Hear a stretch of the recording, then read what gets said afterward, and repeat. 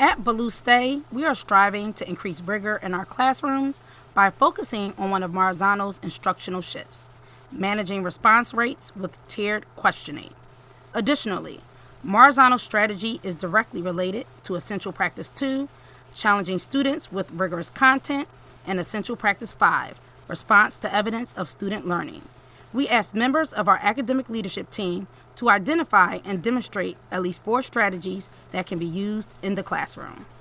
Hey teachers, today I will go over the various resources you will receive that will help you in creating high-level thinking questions, which complement our essential practice number 2, challenge students with rigorous content. In order to do this, we've created a couple resources for your classroom. Number 1 will be a Bloom's poster to post in your room, which contains the 6 level arranged in hierarchical form, moving from the lowest level of cognition to the highest level. The Bloom's poster contains the definition, key words to use, student actions and outcomes, and question stems related to the level of cognition. The second resource you will receive will be question stem note cards to keep handy at your desk, which contain various activities and resources that align to the tier level of questioning you are working on. These resources are here to help teachers not test students with their questions, but rather guide them to learning and use their creative juices. Most types of questions generally tend to be factual, literal, or knowledge-based. Our goal is to help foster intellectual curiosity and get the students excited about the material. However, we are not able to do this if we concentrate on low-level question words such as who, what, when, where, why, as well as true and false or multiple choice, which promote guessing rather than understanding. Instead, we need to use question words like explain, why stop there, predict, how can you elaborate, how would you test, how are these ideas justified. You should always try to stay away from one-word answers and rather ask students to use evidence to support their answers. Some examples would be stay away from what is the Emancipation Proclamation versus how can you evaluate the impact that the signing of the Emancipation Proclamation had? Or what are the parts of the circulatory system and what is its function? Versus what is the most important part of the circulatory system? Why? Give evidence to support.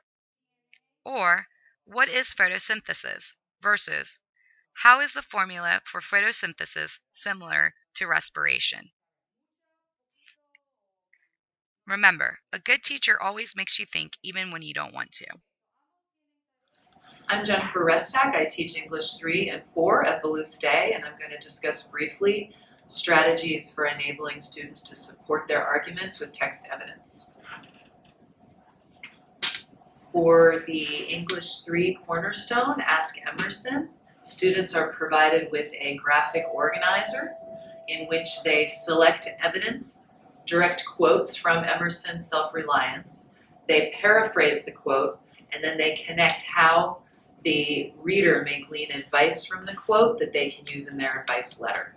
A graphic organizer I created for the essay for English 4 on Middlesex described internal and external conflicts that Calliope experiences as a teenage boy and man, revealing truths about how gender is dictated by nature and or the environment. I had students first describe in their own words the conflict Calliope experiences, then select text evidence that describes that conflict, then draw their own conclusion for whether the conflict relates to nature or the environment. For just a brief warm-up in class this week in reading The Great Gatsby, I had students describe Tom Buchanan on page 7 in The Great Gatsby, and I had them provide text evidence to support their description. So this student said, strong, and cited an enormous power of body. This student said he had a deep voice and used the text evidence, gruff, husky tenor. T-charts are helpful, as are graphs, for helping students support their arguments with text evidence. Miss Golson, who teaches bio, will demonstrate how to help students dissect questions. Of a problem or dilemma, breaking down questions. So since we just took notes, I thought this would be a great example of what's expected, how to read a question, and how to provide exactly what I'm asking you to provide. So can I have a volunteer to read the question? Yeah, go ahead, Ellie. Many people think that the bones in our bodies are dead. Understandable, considering that we associate bones with graveyards, Halloween, and ghosts. Your kid's sister is convinced of this. What information could you use to try to get her to change her mind? All right, good job. All right, so we know we're talking about what? Bones. Bones, right? So Amber, what is this question asking you to do? What is it asking you to solve?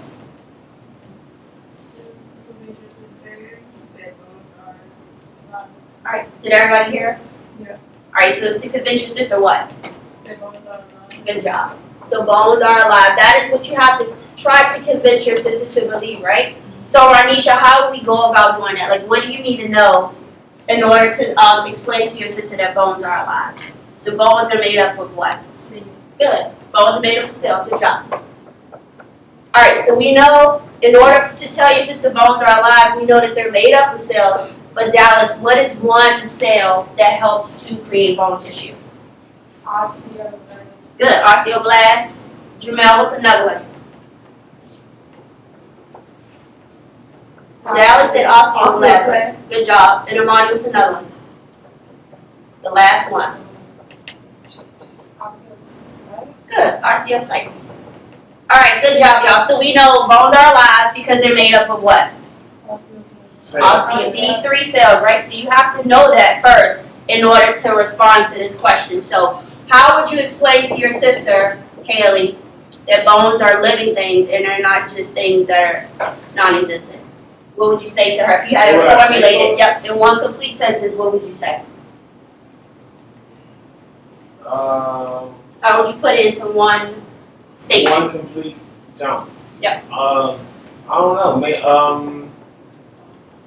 So are they alive or not? Bones are alive because they're made up of three cells.